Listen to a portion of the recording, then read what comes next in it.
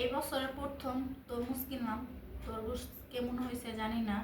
আর এখন পর্যন্ত আমি তরমুজ কিনি নাই ভয়ে, কারণ আমি তরমুজ ভালোভাবে কিনতে পারি না। তরমুজ আর কাঁঠাল এই দুটা জিনিস আমি সহজে কিনি না, কারণ আমি এগুলো চিনি না। দেখা গেছে কিনলে ভালো হয় না, নষ্ট হয় বা খাওয়া যায় না, এই জন্য ভয়ে কিনি না।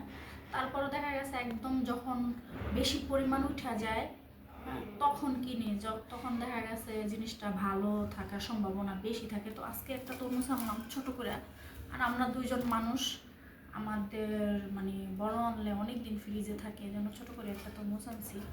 বিসমিল্লাহ করে কাইটা দেখি কি অবস্থা। কাটতে পারতেছি না,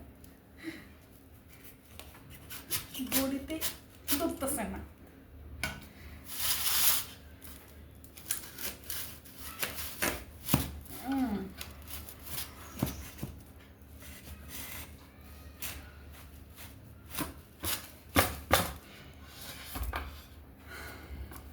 ফাইনালি কাটছি,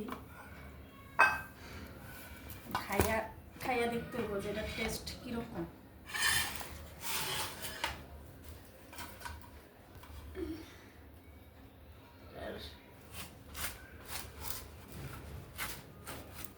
তরমুজ আমার পছন্দ না, আমার মেয়ের খুব পছন্দ, হ্যাঁ খায়।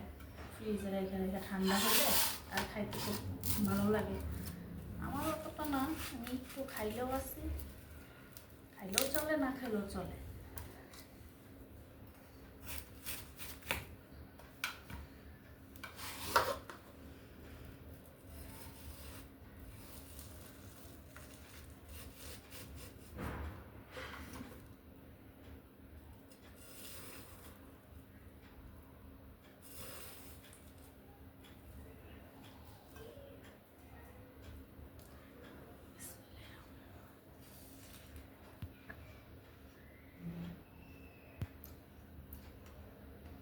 না, জিততে গেছি, অনেক মিষ্টি।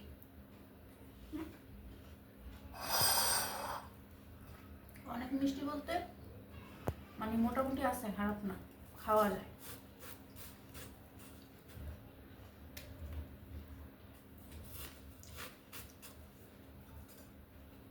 আর পানি হইলে দেখা গেছে খাওয়া যায় না, ভালো লাগে না খাইতে, একদম পাইছা পাইছা।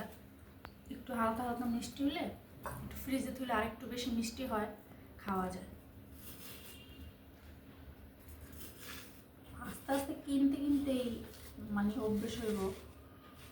আগে তো দেখা গেছে অনেক কিছুই পারি নাই, এখন আস্তে আস্তে পারি, শিখছি। আর এই জিনিসগুলো যেগুলো না পারি এগুলো আস্তে আস্তে ঠিক হয়ে যাবে সময়ের সাথে সাথে। নিজেরটা যখন নিজের করে খাইতে হয়।